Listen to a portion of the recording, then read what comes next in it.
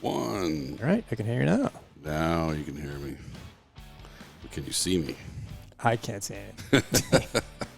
I'm the guy It's with not all my the job. controls over here. That's right. All right, well, welcome to the show.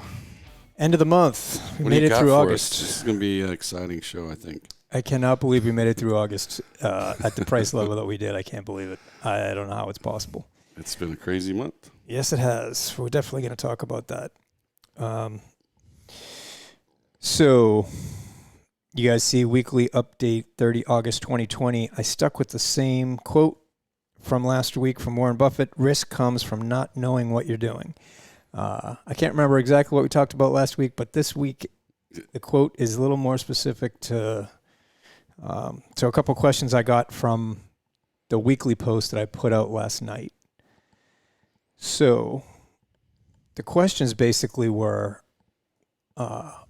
we got on Monday, right? Today's Sunday. So tomorrow is the 31st of August. Just going back real quick to risk comes from not knowing what you're doing. What in our case, knowing what you're doing is knowing what the TSP rules are, right? So there are two huge rules that we've talked about that you have to know, right? You got to have your trade in by noon to get that day's closing price, and you get two basically free moves a month, right? So the easy way to explain it is you get 2 moves a month. The reality is you get 2 moves a month, and then any move beyond that can only increase your holdings in the G fund. So you can only take money off the table, basically, right? Contributing, moving from the stock funds into the G fund. So since Monday is the last trading day of the month, that's our last opportunity to use our second reallocation for the month of August. And if we use it, it gives us access to 2 moves in September. Mm-hmm. So if you were inclined to make a move anytime within the next couple of days, perhaps, you would be better off doing it on Monday rather than any time next week, just because of the tactical advantage of maintaining your 2 moves for the month of September. Yeah. Or if you just want to sit still, you can. But it's an opportunity, if you see an opportunity, to go ahead and use that other move. If you're in sync with us. That's the other thing, too. Right. So obviously, if you're in sync with us, then you've only made 1 move this month. You have a move left. Right. And Monday is not a bad time to do that because you're going to lose it anyway. You're going to lose that move come Tuesday. You can't push into September, which it would be great if we could do that. Yeah, but if you could roll over. You just need 24 moves a year instead of 2. Really, that would be way better. Yeah, way better. But so some of the questions were about, like, what are some of the strategies we could do? So if you want to take advantage of the move on Monday, why would you do that? We're going to kind of get into that a little bit on the first chart here when we get to it. But the market's a little bit, I would say quite a bit overextended from the 10-week moving average. Mm-hmm. And so if you wanted to, the trend is up. Trend is definitely up. So I'm not saying we're at necessarily at a top, because I don't call tops. I observe them after they happen, hopefully as close to the top as we can. But the market's going up. There's no doubt about that. And until it rolls over, it's still going up. Having said that, we're pretty far extended beyond the 10-week moving average, and the market will correct eventually back down to the 10-week moving average at a minimum. We're about 7%, almost 7% above the 10-week moving average. So if 7% is a lot to you, because it'll correct down to that, and then you have to make a decision whether or not you're going to get out. So you'd have to take that 7% hit, then decide when it hits the 10-week moving average whether or not you think it's going to go lower, and then get out. Mm-hmm. So you're already 7% in the hole at that point. It depends on your personal risk tolerance is what it comes down to. And if you're a subscriber to the site, you might see another email sometime this weekend talking about that and what I'm going to do with my personal TSP account. Can't wait to read it. Yeah. Okay. Let's see. So the market this week, we had a huge price move, mostly for the C fund, but for all 3 of the TSP stock funds. Like I said, the market is clearly in an uptrend, and the trend is your friend until the trend reverses. It's still in an uptrend. Until it's not your friend. I mean, until it's The trend is always your friend, whether it's up or down. That's the funny thing, because if it's down, you're good. You're staying in the G or the F, or whatever combination you want to do. It's when it's in this when it's not moving in one direction or the other, that's when it gets a little iffy. But for right now, the trend is definitely up. The S&C charts look very similar. We'll look at the daily charts kind of quick. And the I fund, which I expected to actually move significantly higher out of that base pattern, the triangular consolidation pattern that we talked about last week, I think. It's basically forming a base on base pattern. Not a big deal. It's still pretty bullish. It just hasn't gone up as like the C fund has. It didn't go up as much as I expected, but it's fine. Then I'm going to look at what's called the Fear and Greed Index. I linked to it a couple times in the post, the weekend post. It's at CNN Money, and it's the Fear and Greed Index. I would definitely recommend checking it out. It doesn't really work for timing specifically, but we're gonna show it here on the slide deck. And then candlesticks I was gonna do, but there's too much other stuff going on, and honestly, we didn't get a candlestick this week. We didn't get a reversal pattern that really warrants kind of looking at candlesticks this week. So I mean, I don't mean to keep teasing it out there, because we do have to get to it. People are sitting on the edge of their seat. What the hell is a candlestick? But we are going to get to it. But it just end up having to be a separate show on its own, I imagine. We'll just do a recording where we can just talk about candlesticks. Yeah, we probably should. I mean, it's obviously I use it in the charts, and you get a lot of you and I have talked about it. You get a lot of information from a candlestick versus just a dot on the chart. Yeah, and so it's good to know how to read that. I still have a hard time. I mean, I need a little cheat sheet most of the time. Yeah, especially when you look at it relative to, like, over time. It's you get a ton of information from it. But we'll do that another time. Okay. So first chart is the C Fund 2-year weekly. So we had a huge price move this week, and that's great. We last week we closed the week at the top of the trading range, and we were above the February high. So last week was a really big week, right? We made new all-time highs. This week we exploded through that top. We were up, 3.25% on the S&P. It was a really big week. We finished pretty much at the top of the weekly trading range, and we were over 3,500. So we're definitely in the new all-time high category now with the C Fund. Like we talked about a couple of minutes ago, let's do this first.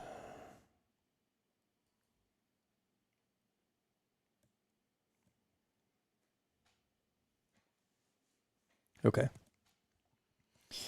You can see we had a really big move this week. And then you look at the 10-week moving average line, right? So this is a weekly chart. Each one of these ticks or candlesticks that you see represents 1 week of price move. And the blue line represents the 10-week moving average.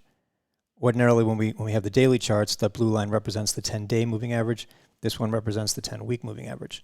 So if you divide, so right now the 10-week moving average is at 3266.49, right? And the current price is 3508.01. So if you divide that out, you get almost a 7% loss from where we are now to get down to the 10-week moving average line. So that's a, it's a pretty big drop to take, especially since it should be expected. We will definitely see at some point a retracement back to the 10-week moving average line. So let me expand this out a little bit again. Okay, the last time we saw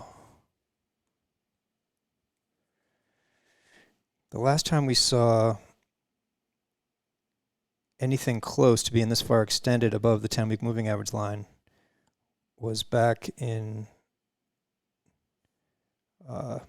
late May. So that's this, if you can see it.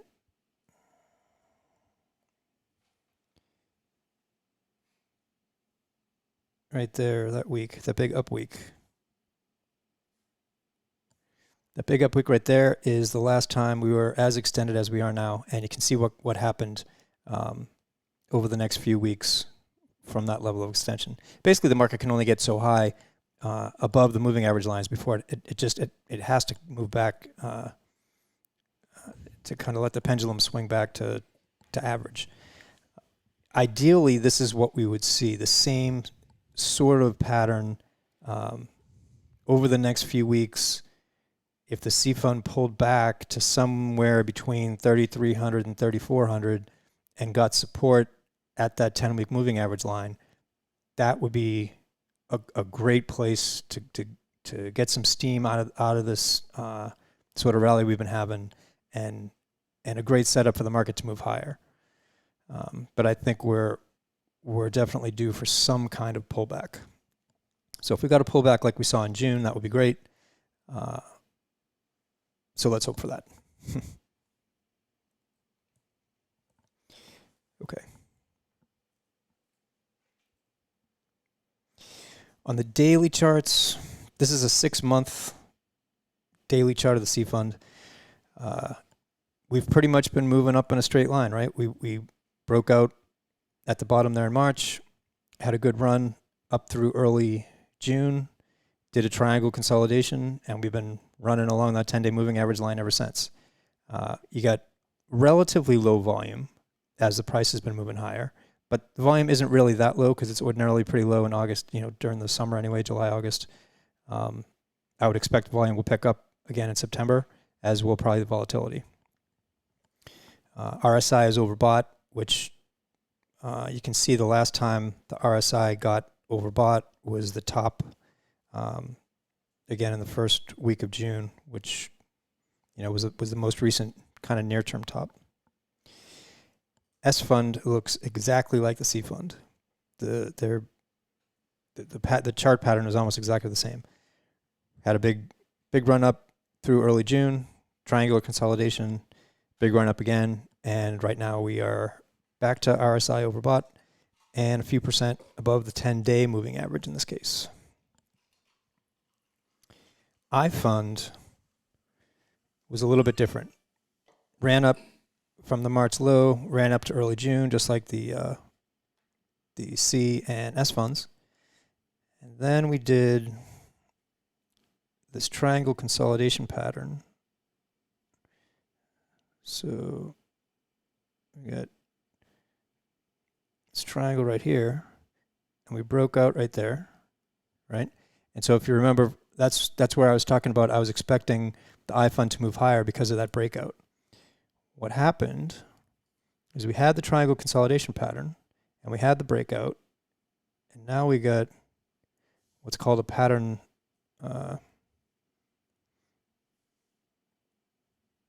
It's a base on base. So the triangle consolidation was the first base, and now we have this sort of horizontal consolidation going on between 64 and 66. So we could definitely see the market come back, or the I fund come back down to 64 and then break higher. If it dropped below 64, that sideways consolidation pattern would be resolving down. So what we're basically looking at, let's see if I can do this. We had the first triangle base. The second base is right here. And if it breaks above 66, great. If it breaks below 64, then we know which way the new direction is going to be. The technical indicators aren't giving us much help. MACD is flat, but it's been declining since that high in June. And RSI is not overbought, so we still have room to move higher from here. So we'll have to see. All right. So that's kind of the daily charts and the C Fund weekly. The next thing I wanted to talk about is this fear and greed index, because the gist of this of the weekly post and this really so far is all positive, right? We're definitely in an uptrend, no doubt about that. We're in an uptrend. At the same time, there are some things that I'm looking at that are sort of indicative of that we could be approaching a top. Okay, and this is a pretty good one that everybody can go back and kind of look at on CNN Money and sort of get an idea of not exactly when the market might top out exactly, but it goes to the fact that we are probably pretty close. So CNN Money, it's the Fear and Greed Index. If you go to the site, so just Google it, Fear and Greed Index, CNN Money, it breaks out a whole bunch of different factors that go into this index. It's not a price index. It's an index of fear and greed. So it gets applied to the price index. So right now, this is a snapshot. You can see it was last night or by Friday night at 5:09 p.m. So at that point, the fear and greed index is in the extreme range at 77, right? The number is 77 extreme. The close from the day before was 76, so it's going up on a daily basis. A week ago it was 69, so it's going up obviously on a weekly basis. A month ago it was 64, so you can see that the range, whether monthly, weekly, or daily, people are getting more greedy. Mm-hmm. As the price goes up, more people are buying into the rally theoretically at the top, mm-hmm. right? That's what this means. So last year, this time, it was 26. It wasn't extreme fear, but it was pretty fearful, meaning people thought the market was going to roll over. And if you go back and look at, actually, let's take a look. What is this? August of 2019. If we go back,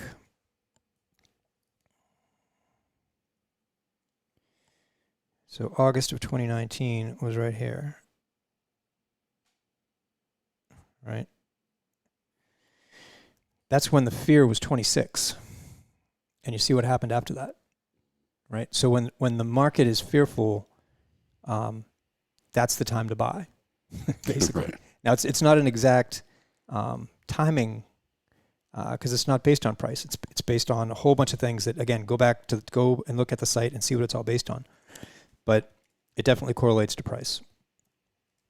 So we could get 2019, we had a big run up, and then we had this consolidation sideways, and then we had another run up. So just because the fear index is, say, extreme fear, like we had down here, right? This is the bottom of a big crash. And if we got back in, great. When the fear index is extreme here, it just means we came out of this consolidation, and it's based on people's feeling of how things are. It's not based on price necessarily. All right. So on a daily basis, weekly, monthly, we are now at extreme greed. So what does that look like over time? So like we just talked about, 2019, we had some pretty high extreme greed here in 2019, and then it rolled over pretty close to that 80 level. The price didn't roll over and get much lower. It consolidated, but the fear and greed indicator rolled over and got all the way back down here to 20, right? Same kind of thing happened in early 2020. We had a way higher reading of extreme greed, right? And that was the very top, right? You remember January, February, that was the very top. Then the market tanked, and we had an even more extreme fear reading down here at the bottom in March. So it's not a timing tool, but it's really useful. So why am I looking at it right now? We are just about at 80 right there. Since this is a 3-year chart of fear and greed over time, we hit 80 here. I'm not counting this one as one because it's basically the same. So we hit it once, twice, 3 times. That's on the downside. So right there. All these other times we came pretty close. Every time it gets near or above 80, it rolls over. Mm-hmm.